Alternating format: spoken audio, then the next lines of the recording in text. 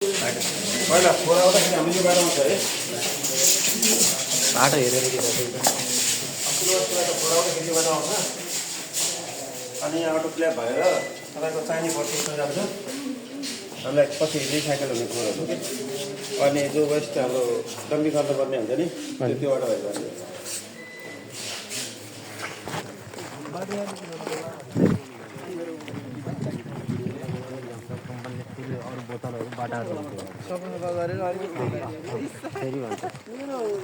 जस्तो फेरि पानीको पानी बन्दैन कि अरू चिजहरू पनि बन्न सकिन्छ यसको बाटा टोयसहरू भयो जगहरू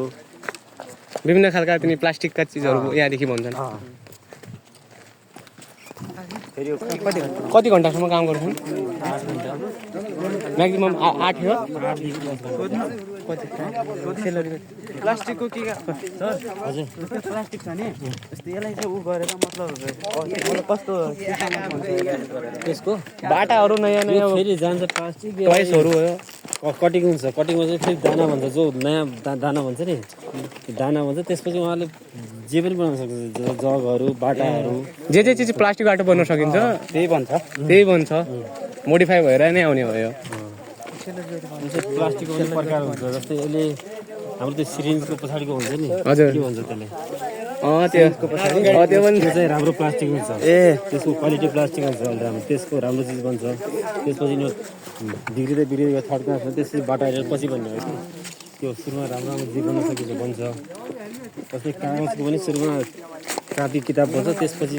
त्यो गत्ता आइटमहरू हुन्छ लास्टमा त्यो हुन्छ नि अन्डाको क्रिम त्यसपछि फेरि त्यसलाई अन्डाको क्रिम बाहेक अरू के बनाउनु हुन्छ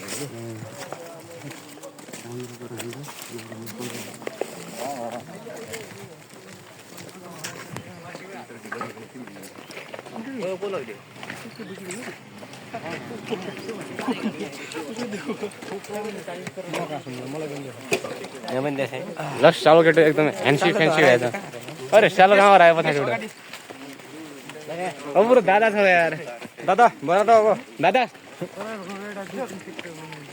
त्यहाँ घामले आउँदै आउँदै के दादा जोन दादा हो अरू के होइन जोन दादा